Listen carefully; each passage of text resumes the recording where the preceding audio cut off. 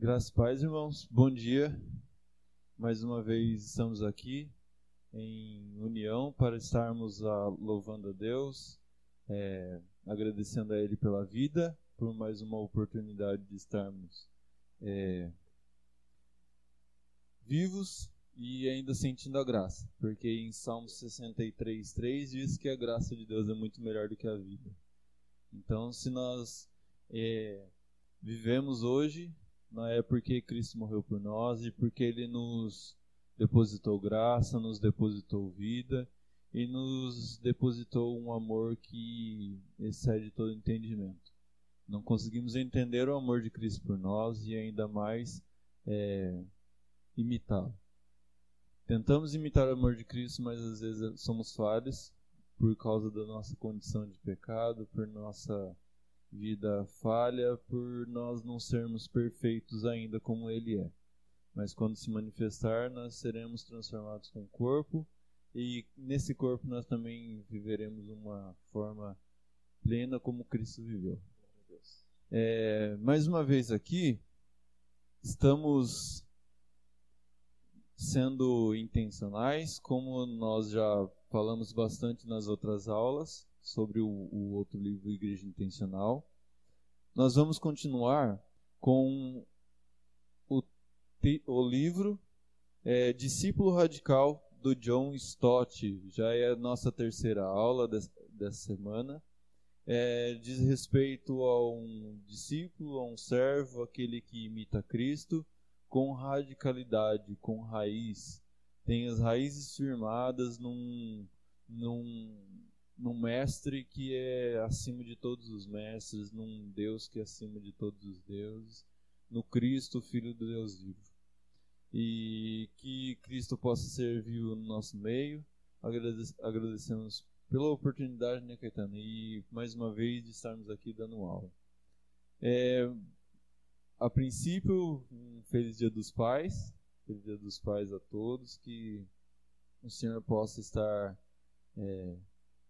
engrandecendo a vida dos pais, na vida dos filhos, na instrução dos filhos, e na caminhada da vida, né? Que necessitamos sempre de um pai, não só um pai biológico, mas só que também pais espirituais, mas pais que nos ajudam a caminhar, crescer na graça e no conhecimento. Esses são os nossos pais. Que Cristo possa estar vivo no dia de hoje e ainda mais depositando graça na vida de cada pai, na vida de cada pessoa que ensina outra pessoa a viver, homens que ensinam outros homens a viver. Amém?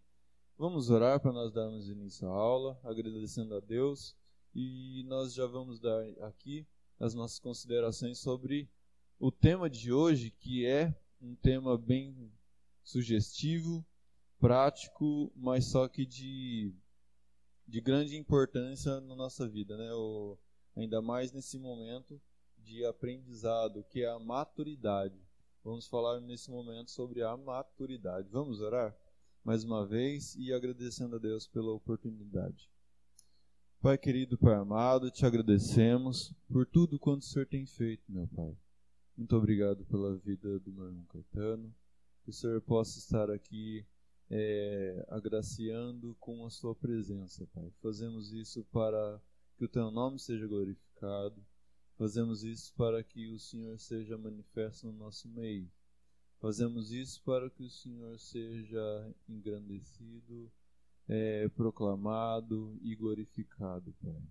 Muito obrigado por tudo, pela vida de cada irmão que nos acompanha, pela vida dos irmãos que nos ajudam, pela vida de cada irmão que está aqui, entendendo, Pai, qual o propósito do Senhor em ser discípulos. Muito obrigado pela vida de cada pai, que o Senhor possa estar os abençoando, fazendo com que eles ensine outros, Pai, outros a viver, outros a caminhar, não só os pais biológicos, mas só que também aqueles pais que nos ensinam a viver nesse mundo e que nos dão um caminho certo, nos ensinam a estar no caminho certo, Pai. Muito obrigado por tudo e desde já te agradecemos, Pai. Coloque em nós a maturidade, coloque em nós esse depositar no nosso coração e crescer na graça, crescer no conhecimento, crescer dentro da tua virtude, Pai. Porque essa virtude da maturidade que o Senhor quer que nós cresçamos, para que sejamos perfeitos como o Senhor é perfeito. Para ser santos, sermos santos como o Senhor mandou para também sermos santos. Para poder ensinar outros a seguir a Ti, Pai, como o Senhor nos ensinou a seguir a Ti. Muito obrigado por tudo, Pai. Muito obrigado por tudo. Te agradecemos em nome de Jesus. Amém. Antes de começarmos, nós vamos ler aqui 2 textos que são, de fato, importantes para a nossa visão, para a nossa introdução e para o nosso desenvolvimento sobre o que é a maturidade, né, Caetano? Exato. Bom dia, graça e paz a todos. Os textos que a gente vai usar como referência para a temática de hoje, para o desenvolvimento, vai ser Filipenses 3, do 12 ao 16, e também Colossenses, capítulo de número 1, verso de número 28. Eu vou começar já a ler. O Filipenses vai dizer assim: não que eu já tenha alcançado, ou que seja perfeito, mas vou prosseguindo, procurando alcançar aquilo que para também fui alcançado por Cristo Jesus. Irmãos, não penso que eu mesmo já tenha alcançado, mas faço o seguinte: esquecendo-me das coisas que ficaram para trás e avançando para as que estão adiante, prosseguindo para o alvo, pelo prêmio de chamado celestial de Deus em Cristo Jesus. Por isso, todos os que somos aperfeiçoados, tenhamos esse mesmo modo de pensar. E se alguma coisa pensais de outro modo, também Deus vos revelará isso. Mas prosseguimos na medida da perfeição que já atingimos. E o texto de Colossenses vai dizer da seguinte maneira: a ele anunciamos Cristo Jesus, aconselhando e ensinando todo homem com toda a sabedoria, para que apresentamos todo homem perfeito em Cristo Jesus. Amém. Então, a primeira temática que a gente queria implicar sobre esse tema de maturidade é sobre a realidade da igreja atual brasileira. É inevitável a gente dizer, e é realístico isso, que é um fenômeno o crescimento da igreja no Brasil. O número é estrondoso. Eu peguei alguns dados aqui do IBGE de 2010 e de 2020. Em termos de 2010, 2,18 bilhões de pessoas dizem professar a fé cristã no mundo inteiro. Dentro do Brasil, 64% de pessoas são católicas. Esse número representa 123 milhões, isso em 2010. E em 2010 ainda, 23% eram evangélicos, que representa 43 milhões de pessoas, que é muita pessoa. E agora em 2020 esse número subiu de evangélico. A gente teve um crescimento estrondoso. Como o John Stott vai dizer, que não é exagero dizer que é uma explosão. Então esse número subiu de 23% para 31%, o que vai significar 65,4 milhões de pessoas que dizem professar a fé evangélica. Então, se a gente for olhar para os dados, a cada ano é cerca de 2 milhões sendo acrescentados na fé evangélica, o que é muito. Talvez se a gente estivesse olhando de forma otimista, a gente ia ficar super alegres se não estivéssemos olhando a realidade. Mas a pergunta que vem seguinte é: qual igreja? Qual evangelho está avançando dessa maneira? Sim. Ele é igual o John Stott fala, aqui já citado, é uma explosão, né, Caetano? É uma explosão em massa. Não é algo que seja restrito. Não é algo que é restrito a denominações, né? É aberto não somente a algo específico, mas também novas instituições estão sendo criadas. A cada dia mais e mais. A cada dia mais e mais instituições estão sendo desenvolvidas. Um exemplo na rua no mesmo bairro onde eu moro, tem no mínimo 4 igrejas. E isso em 5 ruas. Eu falo, no meu bairro, só na minha rua tem 8 a 7 igrejas. É um crescimento exponencial de pessoas que professam a fé. São pessoas que são chamadas para a conversão, são chamadas para estar dentro do convívio da igreja. Mas existe um problema, né, Caetano? E é um problema que aqui a gente quer colocar antes de falarmos da maturidade, que é a imaturidade. Que é justamente isso, o crescimento da igreja superficial. Porque Sim. embora a igreja tenha explodido o crescimento, mas é um crescimento sem discipulado. Isso. É um crescimento sem maturidade. É o que a gente vai chamar de inchaço. Só parece ter número, mas a qualidade está lá embaixo. O exemplo disso é que olhamos para o evangelho no Brasil. A gente conhece a igreja no Brasil como a igreja do pragmatismo, misticismo, uma igreja sincretista, híbrida, negocia com outros evangelhos. Se a gente for pegar exemplos aqui, a gente vê na televisão ou em igrejas que tem a rosa ungida, sim, o copo de água no rádio. Não é difícil você ver venda de cura. Lenço ungido. Sim. O determinismo, eu posso, eu faço. Hoje, uns tempos atrás, coisa de 2 semanas, eu estava conversando com um rapaz, ele leu aquele texto de Isaías 53 e falou, não, Jesus levou sobre si todas as nossas enfermidades e nossas dores, agora é só eu orar e eu sou curado, simples assim. Interpretação errônea das escrituras. Sim, são interpretações frouxas, né, da escritura, são bem superficiais, né, nas interpretações, são bem eles tiram o foco. Esse acredito que esse seja um dos maiores problemas. Tirar o foco da soberania de Deus para depositar o foco na determinação do homem. Igual como o Caetano já falou aqui, os sincretistas, eles veem deidade em todas as coisas. Eles veem que o Deus, apesar do mandato deles em Deus se manifestar em determinadas coisas, aquilo vai se tornar santo e aquilo vai fazer parte do desenvolvimento da cura, aquilo vai fazer parte do desenvolvimento da santificação, de uma santificação falsa, aquilo vai fazer parte de uma demonstração de poder, como a gente vê em alguns lugares, que tem aquela placa: venha que hoje você vai ser curado, venha que hoje você vai ver curas, venha que hoje vai ter milagres, e venha que... A campanha dos 7 dias que você vai ter a cura. 7 dias subindo de joelho no monte, plantando bananeira, e aí você vai ser curado. Essa é uma das piores coisas é uma indulgência que Martinho Lutero ele já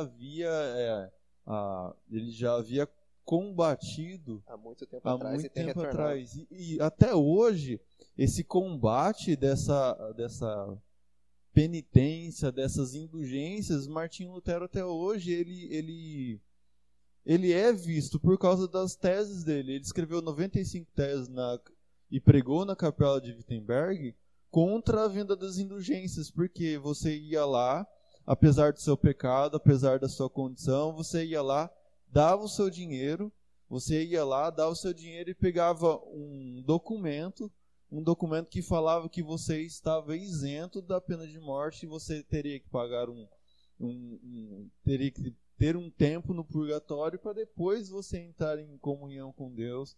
Isso se você não fizer nenhum mal nesse período, né?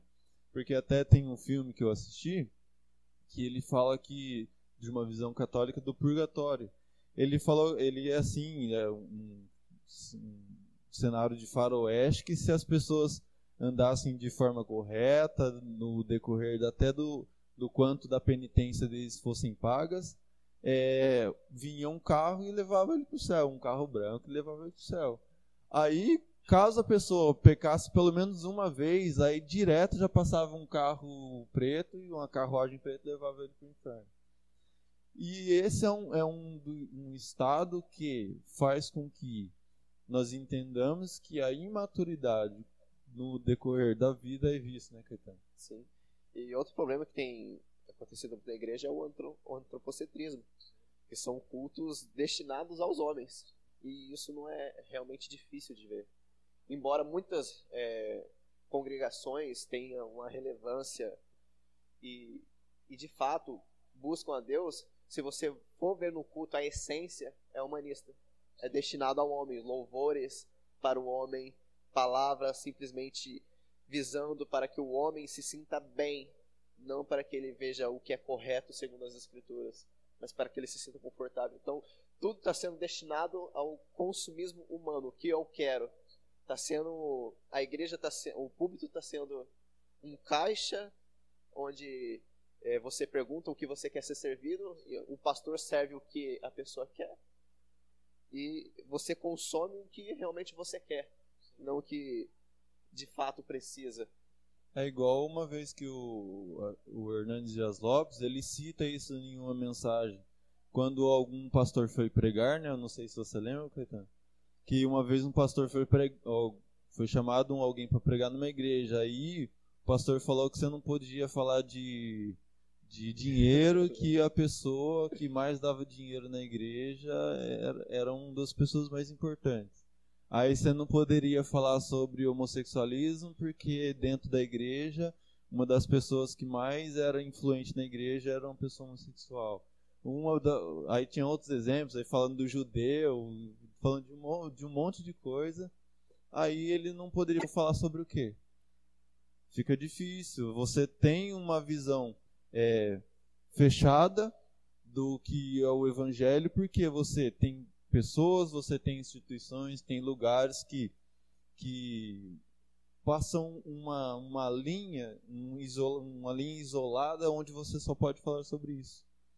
Você só pode se manifestar com relação a isso. E esse é um dos problemas do antropocentrismo. E talvez seja a pior problemática que se encontra aqui, é o querer colocar o homem no centro, entronizar o homem.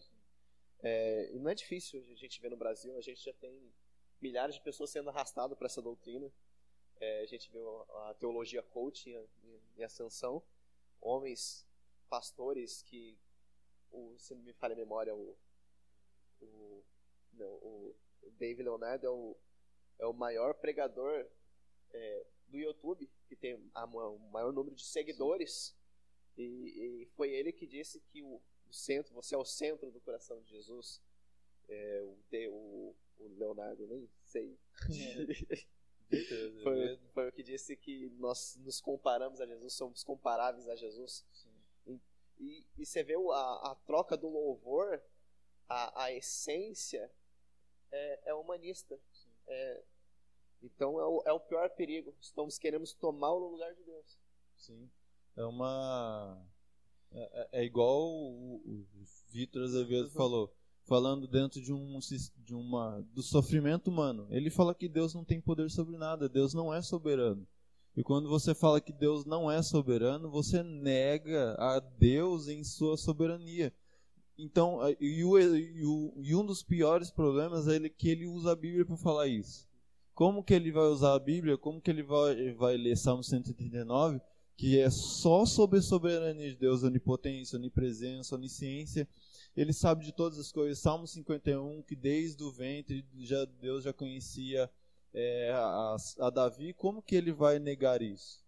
É difícil você ver pessoas assim, que negam a soberania de Deus por conta de um sistema fraco de maturidade. Como a gente já falou, é você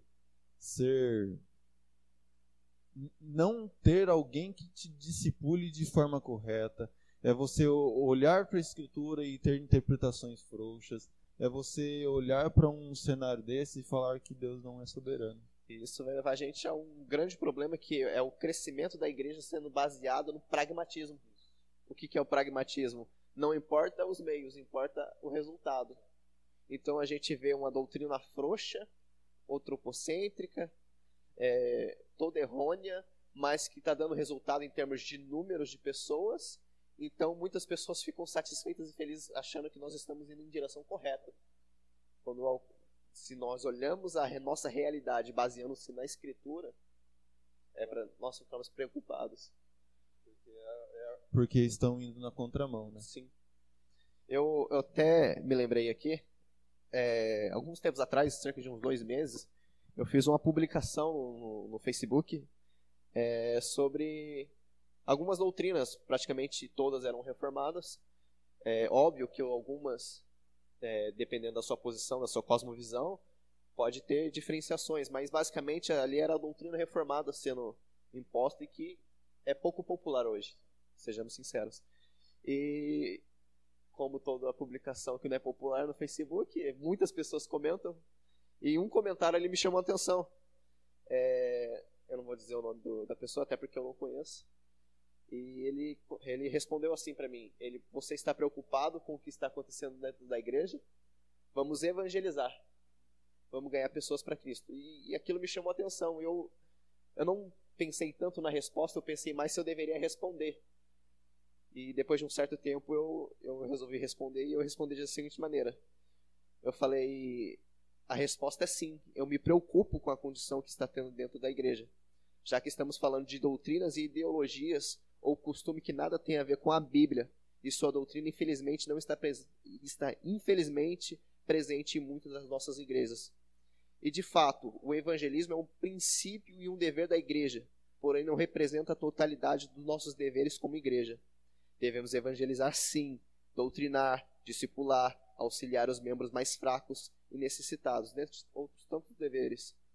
Perceba que uma função não se sobrepõe nem isenta um outro dever. O evangelismo, embora seja feito de maneira sincera, se for feito sem doutrina e sem discipulado, é inútil. É inútil. Tanto que eu li o livro do Russell Shedd. Ele cita a questão de uma vez salvo, sempre salvo. Se você olhar para esse texto de modo isolado, você fala assim: eu não preciso mais trabalhar, eu não preciso mais focar em nada, não preciso trabalhar em prol do evangelho, não preciso nem ao mesmo ir na igreja. Você fala isso, você tem uma concepção errada. Mas quando você olha para esse texto e você diz assim: uma vez salvo, sempre salvo, você tem que se manter conforme a plenitude daquele que te chamou. Não é que uma vez salvo, sempre salvo vai te isentar de trabalhar, porque uma coisa é você ser salvo, outra coisa é você apresentar obras de salvação. Uma coisa é você demonstrar o evangelho e demonstrar a salvação de modo prático, e outra é você ser salvo em Cristo Jesus. Então, se você é salvo em Cristo Jesus, você tem o trabalho, você tem o labor, você tem a obra de ensinar outros também a seguir a Cristo e também aprender a deles demonstrar obras de fé. Tanto que é o mesmo exemplo. Se você for ver, esse crescimento exponencial é sem discipulado. É sem discipulado nenhum, né, Caetano? Você tem pessoas que entendem o que é e a importância, mas não entende o teor. Não tem fundamento, não tem base. O que nós temos aqui é entender e praticar os fundamentos, né? E primeiro, existe um problema do crescimento sem discipulado, que Lucas, no capítulo 14, ele vai dizer pra gente. Lucas, no capítulo 14, do verso 25 ao 35. Você lê pra gente, Caetano? Leio. Uma grande multidão o acompanhava, e ele, voltando na direção dela, disse: se alguém vier a mim e amar pai e mãe, mulher e filhos, irmãos e irmãs, e até a própria vida mais do que a mim, não pode ser meu discípulo. Quem não leva a sua cruz e não me segue, não pode ser meu discípulo. Pois qual de vós, querendo construir uma torre, não se senta primeiro para calcular as despesas, para ver se tem como acabá-la? Para não acontecer que, depois de haver posto os alicerces e não podendo acabar, todos os que virem começarem a zombar dele, dizendo: este homem começou uma construção e não conseguiu terminá-la. Ou qual é o rei que, antes de entrar em uma guerra contra outro rei, não se senta primeiro para consultar se com 10.000 pode ir ao encontro ao que vem contra ele com 20.000? Mas pelo contrário, enquanto o outro ainda está longe, manda emissários e pede condições de paz, assim como todo aquele que dentre vós que renuncia a tudo quanto possui não pode ser meu discípulo. O sal é bom, mas se ele se tornar insípido, com que há de restaurar-lhe o sabor? Não serve nem para a terra, nem para o adubo, mas é jogado fora. Quem tem ouvidos, ouça. Gosto dessa versão. Por quê? Porque ele diz a respeito que um discípulo não é uma pessoa anônima. Ele não é uma pessoa que tem para si estar no meio da multidão. É tanto que Jesus ele se volta para a multidão. Tem discípulos em sua volta, tem pessoas, tem pessoas que têm os 12 em sua volta, tem os discípulos em sua volta, mas também tem a multidão. Jesus se volta para a multidão, que são as pessoas que estão no limbo, que estão ali, são espectadores. Jesus fala que se você quer ser discípulo, se você quer passar desse depositar de uma vida de seguir a Cristo, de demonstrar a obra de salvação, como já falamos, nós temos que ter um certo tipo de amor, um amor que é somente a Deus. Nós temos que ter um desapego da vida, porque nós entendemos que quando Paulo diz lá para Timóteo, sofre comigo as aflições de Cristo, é com Cristo que você tem que sofrer. Você tem que demonstrar isso, você tem que viver isso. E um discípulo não está no anonimato. O discípulo ele está em emanência, né, o Caetano? Em demonstração. Por quê? Porque isso demonstra não obras imaturas, demonstra obras maduras, né, Caetano? Também, dentro desse demonstrar de obras maduras, nós temos que cavar, nós temos que demonstrar cisternas rotas, que muitos eles cavam, mas as cisternas deles ficam pequenas, não tem profundidade, né, Caetano? Tanto que esse é o texto que Jeremias 2, do 12 ao 13, ele fala. Ele diz assim: espantai-vos disso, ó céus, e horrorizai-vos, ficai verdadeiramente desolados, diz o Senhor, porque o meu povo cometeu 2 delitos. Eles me abandonaram, a fonte de águas vivas, e cavaram para si cisternas rotas. Igual, esses são os 2 princípios que nós já falamos aqui, de pessoas que deixam a Deus em sua soberania para andar conforme os seus próprios passos. Aí você tem pessoas que dizem que Deus não é santo, que Deus não é soberano, e quando eles vão proclamar isso, é tão superficial que não tem fundamento nenhum. E o pior de tudo isso é quando você não só nega essa soberania nas suas próprias palavras, mas quando você nega essa soberania na prática. Quando você vive como se isso não existe. Uma vez uma frase me deixou bem impactado, que era mais ou menos assim: existem 2 tipos de ateus. Aqueles que de fato não acreditam em Deus e aqueles de fato que vivem como se Deus não existisse. E que é uma grande parcela de número de pessoas representa esse segundo pensamento. Sim. Representa muito bem. E aqui o que nós estamos falando é sobre uma imaturidade, né, Caetano? Uhum. E aqui nós vamos passar agora numa representação do que é ser maduro. O que é ter essa maturidade com relação ao Evangelho, né, Caetano? Então, o que é a maturidade? Maturidade, ele diz respeito a um estado ou uma condição de maturação. Significa que todo esse organismo, todas essas funções estão em uma plenitude funcional, eles estão habilitados de forma completa para demonstrar de modo prático e verdadeiro o que é um estado de plenitude, um estado de maturação, né, Caetano? Visando isso, a gente tem vários tipos de maturidade. Sim. A gente pode ser maduro fisicamente, que é chegar à idade adulta, o ápice da sua capacidade. A gente tem maturidade intelectual, que é conhecimento, e dentre outras maturidades, Mas aqui a gente quer representar aqui a gente quer conversar sobre isso, é a maturidade espiritual. O que é a maturidade espiritual? É nada mais que ter um relacionamento completo com Cristo, ao qual a gente adora, se prostra, a qual a gente o ama, a gente o obedece, e tudo isso de maneira correta e coerente com as Escrituras. Sim, com certeza. E isso é uma demonstração de uma verdadeira maturidade, né, Caetano? Uhum. Uma demonstração de serviço, uma demonstração de amor e uma demonstração de virtude, porque, como nós já falamos aqui, C.S. Lewis diz que quem demonstra virtude é aqueles que tiveram um relacionamento com o Criador. E tendo um relacionamento com o Criador, nós demonstramos isso. E aqui nós vamos citar textos que refletem muito bem isso, essa maturidade que nós temos que ter no nosso coração, que devemos ter na nossa mente e que devemos emanar, né, Caetano? Uhum. O primeiro texto que nós vamos ler é 1 Coríntios 13, do verso de número 11. 1 Coríntios 13, no verso de número 11. Uhum. Que eu vou ler assim. Que diz assim: Quando eu era menino, falava como menino, pensava como menino, raciocinava como menino. Mas logo que chegou a ser homem, acabei com as coisas de menino. Diz respeito a essa maturidade espiritual.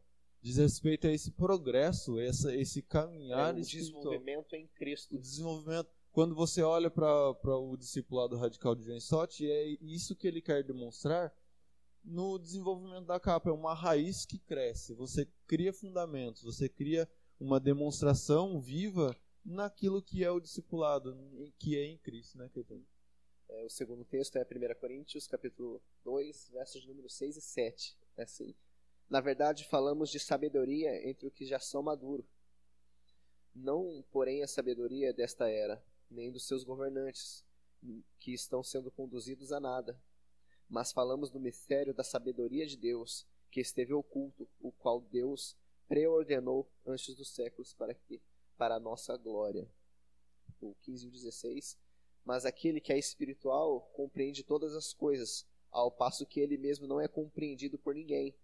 Pois quem jamais conheceu a mente do Senhor, ou para que possa instruí-lo, mas nós temos a mente de Cristo. É o desenvolvimento espiritual, né, Caetano? Porque aqui nós vemos princípios fundamentais do que é ser um cristão. É entender a sua soberania e o entendimento da escolha dele, da escolha eterna dele. E escolhendo-nos eternamente nesse desenvolvimento, nós enxergamos as coisas espirituais. Sim. É interessante como aqui no verso de número 16, ele vai argumentar quem pode conhecer, quem pode instruir. É interessante como uma pessoa pode ser maduro intelectualmente e maduro espiritualmente. Não é difícil você ver gênios cientistas, ver gênios filósofos, mas quando olha para as escrituras, é nada, é como uma loucura para eles, não conseguem compreender. É difícil até, tanto que eu já vi pessoas falando que ele consegue estudar matemática, consegue estudar física, mas não consegue estudar a Bíblia. Tanto que na numerologia da Bíblia, numerologia bíblica também é difícil. Também é difícil, existe dificuldade. E esse discernimento espiritual, esse conhecimento espiritual, tanto que também Paulo fala em Romanos no capítulo 11, esse crescimento, esse desenvolvimento, essa doxologia da mente que entende essa espiritualidade, louva a Deus. Ó, a profundidade das riquezas, tanto da sabedoria e do conhecimento de Deus. Quão insondáveis são os teus caminhos, quão insondáveis são os teus pensamentos. É um louvor a Deus e um entendimento e um desenvolvimento de uma maturidade. Salmos 90, verso 12. Eles te sustentarão nas mãos para que não tropeces em alguma pedra. Isso mesmo? 92. Antes que os montes nascessem, ou que tivessem formado a terra e o mundo, sim, de eternidade e eternidade, tu és Deus. É o conhecimento, né? Salmos 90, 12. É o conhecimento de que entendemos que desde o nosso... É 12. Ensina-nos a contar nossos dias para que alcançamos um coração sábio. Isso. Salmos 90, 12. Para alcançarmos um coração sábio. Ensina-nos que Deus é Deus eternamente, sobre tudo, sobre o tempo, além do tempo, mas só que também nós entendemos que dentro disso nosso coração ele se desenvolve de maneira sábia. 2 Pedro, no capítulo 3, no verso 18, ele diz assim, que é um dos textos muito simples, práticos e fáceis para entender isso, que é: antes, crescei na graça e no conhecimento do nosso Senhor e Salvador Jesus Cristo. A Ele seja dado glória, assim até o dia da eternidade. É um crescimento espiritual de conhecer a glória de Cristo. É essa mentalidade de que, essa maturidade de que em Cristo nós somos salvos e a partir dele nós encontramos paz. Colossenses 4, versos 5 e 6. Comportai-vos com sabedoria para com os de fora, aproveitando bem cada oportunidade. A vossa palavra seja sempre amável, temperada com sal, para saberdes como deveis responder a cada um. E Tiago 1, verso 2 e verso 5. Tiago 1, 2 ao 5.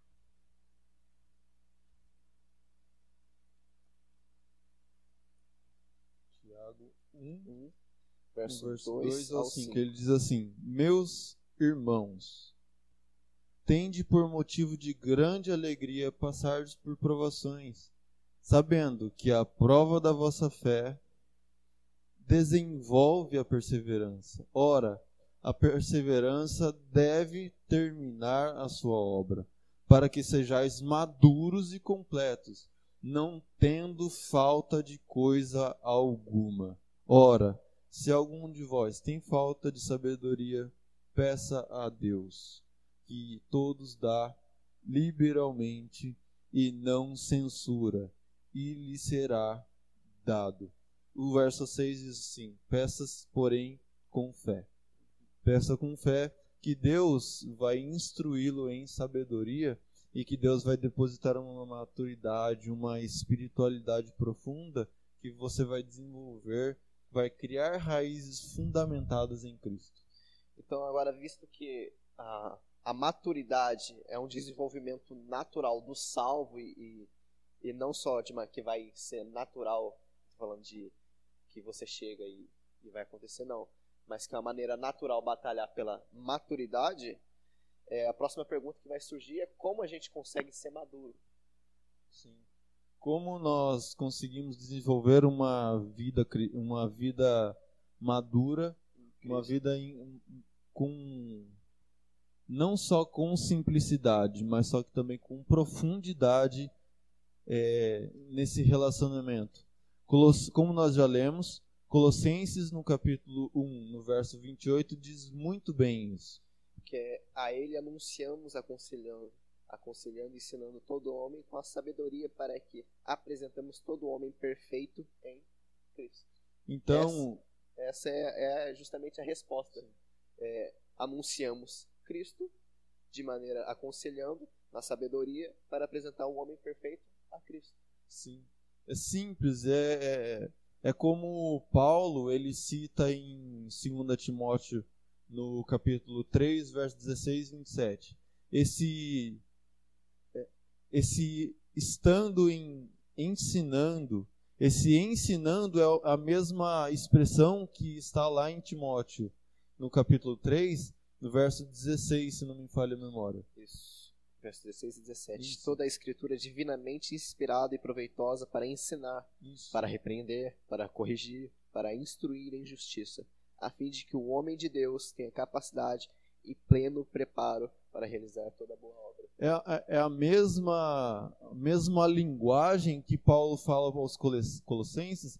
Ele também, que é uma carta geral para os moradores de Colossos, ele também é específico para demonstrar isso para um aluno, para um discípulo, para Timóteo.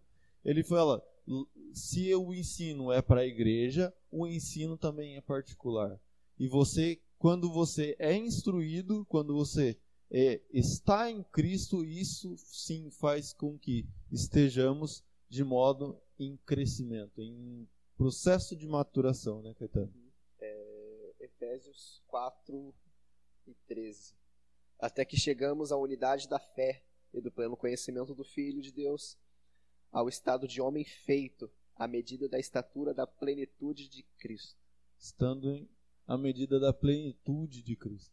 Então, quando nós estamos em Cristo, né, Caetano, nós demonstramos que nós aprendemos, que nós fomos ensinados, que nós somos admoestados através da palavra, através do ensino dos nossos pais, dos nossos daqueles que nos instruíram a sermos iguais a Cristo. Tanto que eu gosto a primeira vez que eu li essa frase, eu gostei muito, que Spurgeon ele escreveu, que se uma pessoa que ensina outras não pode ser imitado, que tenta ensinar outras não pode ser imitado, esse não pode ser tolerado nos nossos púlpitos. Pessoas que não são mestres, que não ensinam de modo verdadeiro, prático e fácil e completo sobre as Escrituras, de modo útil para o ensino, para ensinar, para até corrigir-nos, quem não faz isso não pode ser tolerado nos nossos púlpitos.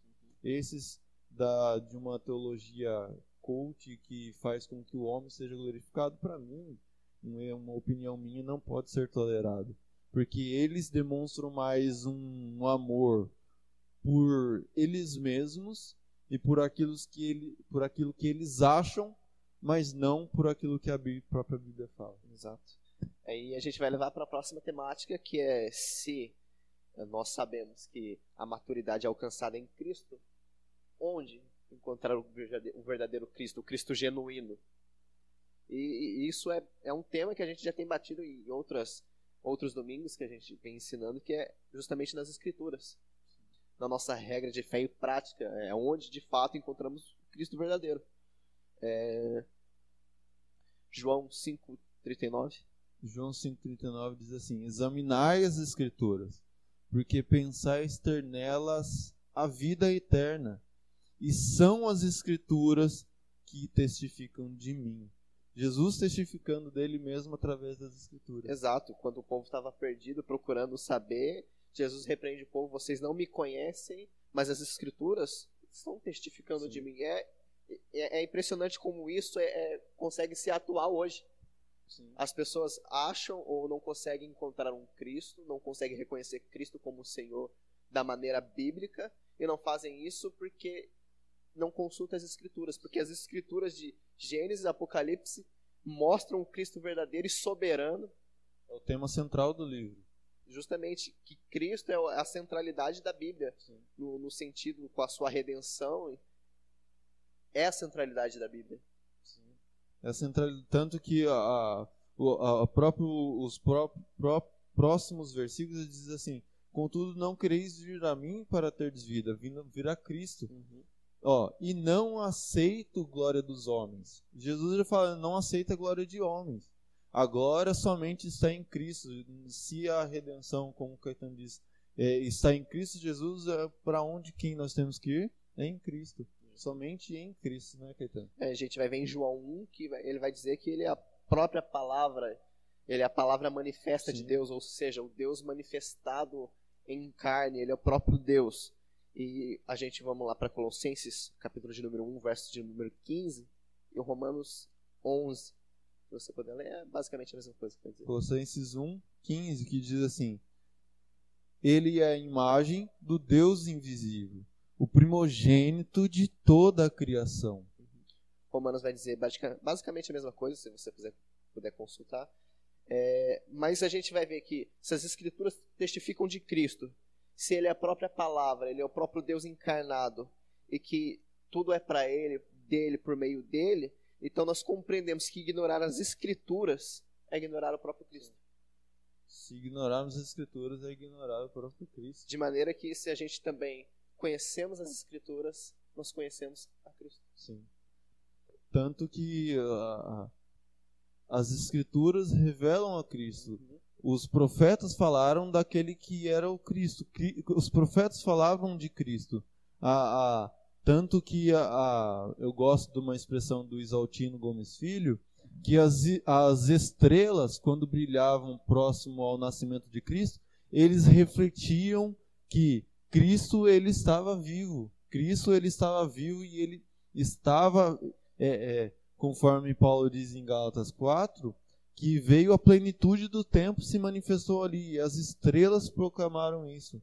Se os profetas, a criação, no Salmo 19, todos eles proclamam a glória de Cristo, porque ele estava na criação junto com Deus e com o Espírito, e isso faz com que nós tenhamos uma maturidade.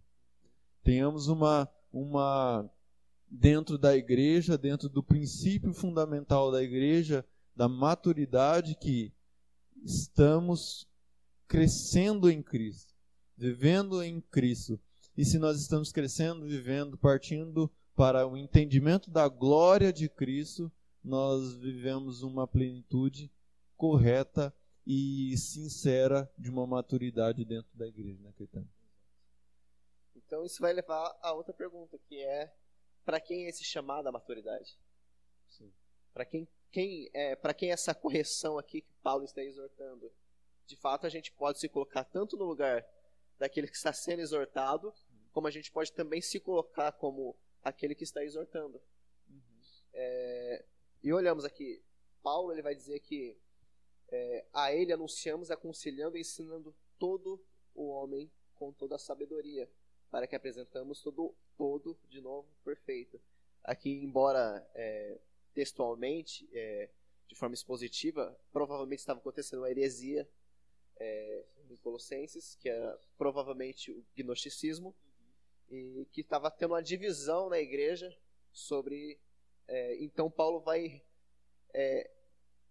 como diz a palavra, ele vai aconselhar, vai ensinar todos os homens da igreja, de ver que todos os homens daquela igreja tinham que alcançar a maturidade. Sim. Então, de maneira que essa maturidade não é restrita para um ou para outro, mas todos nós, todos como membros de Cristo, como pessoas da igreja, temos que alcançar a maturidade em Cristo. Sim. Não é destinado simplesmente ao pastor, aos principais que estão aqui, ao grupo de louvor, sim, ou aos membros mais revelantes ou participativos. Não, é a toda a igreja. A toda a igreja. Não só desde a criança até quem está no púlpito falando, né? Uhum. Tanto que é essa demonstração que nós já falamos nas aulas do que é ser uma igreja intencional. É partilhar do crescimento na oração, é partilhar do crescimento na virtude da pregação da palavra e principalmente na virtude do ensinar outras as pessoas a seguir a Cristo. Que é uma doutrina que tem que ser vista, que tem que ser demonstrada e que tem que ser aplicada todos os dias. E nós olhamos a Bíblia em Corinto, em 1 Coríntios, no contexto de Coríntios 13, 12, 14, embora ele esteja falando dos dons espirituais, o contexto ali, o propósito de Paulo é que isso seja usado para o crescimento de toda a igreja em comunidade. Então, tudo nós visamos para a glória de Cristo e o crescimento geral da igreja. É o crescimento com raízes da igreja que está fundamentada na palavra, está fundamentada na soberania de um Deus que é santo e que pede para que nós sejamos santos, e de um Cristo que ressuscitou e que nos chama para estar nele, viver nele, a partir dele, e entender que o Espírito Santo que revelou isso a nós. É uma doutrina da Trindade, é a doutrina de somente as Escrituras, é uma doutrina de somente a fé, e somente Deus seja dado a glória. Para fazer a conclusão, novamente citaremos 2 Pedro, capítulo 3, 18, que vai dizer: antes crescei na graça e no conhecimento do nosso Senhor e Salvador Jesus Cristo, a Ele seja dada a glória, agora e na eternidade. Amém. É interessante que o contexto aqui, Pedro está repreendendo a igreja por causa dos falsos apóstolos, falsos mestres que tinham surgido na época da igreja, mais ou menos no ano 65, 64, ali depois de Cristo.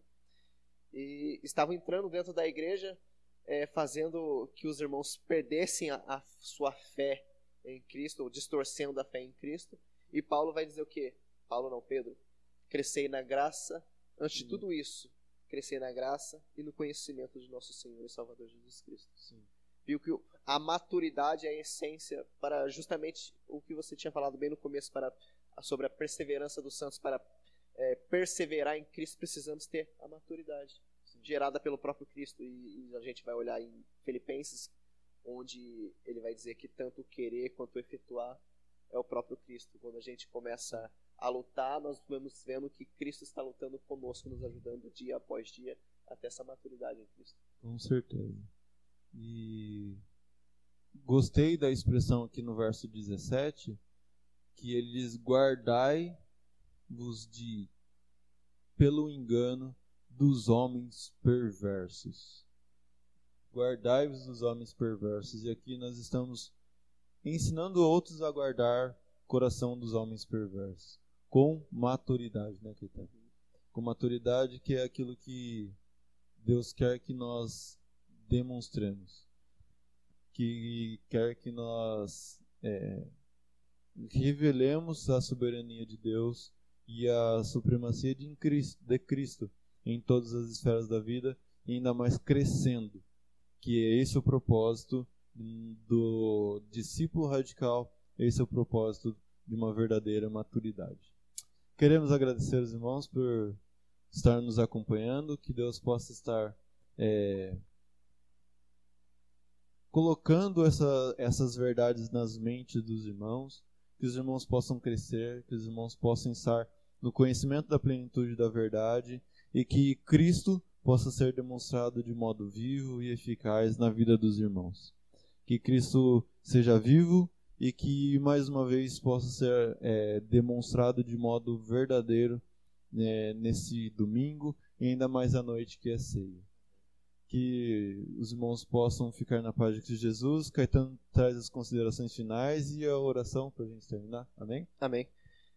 Então, justamente, que nós possamos orar justamente para que todos possamos alcançar essa maturidade em Cristo, que é a base que a igreja precisa realmente ter, e que alcançamos a maturidade real, poderemos enfrentar essa contramão que a igreja brasileira está tendo. Podemos não simplesmente inchar, mas crescer verdadeiramente em Cristo, arraigados em Cristo, e que isso seja para a glória de Deus. Amém? Oremos. Pai, eterno Deus, soberano, Deus de graça, nós te agradecemos, Pai, porque estamos em Ti, e tudo sabemos que é para Ti, Pai. Os nossos esforços, os nossos passos são Teus, Pai.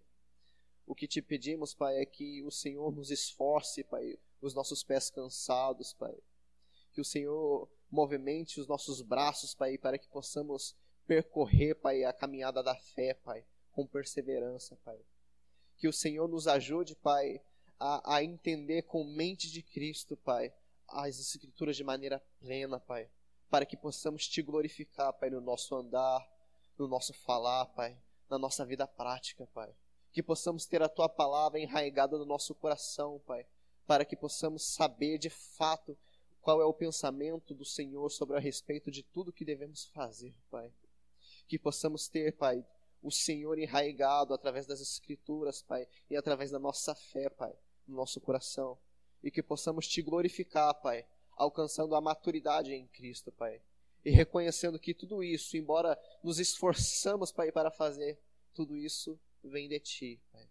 É isso que Te pedimos. Que a Tua igreja, Pai, possa alcançar a maturidade em Cristo, Pai. Em nome de Jesus. Amém.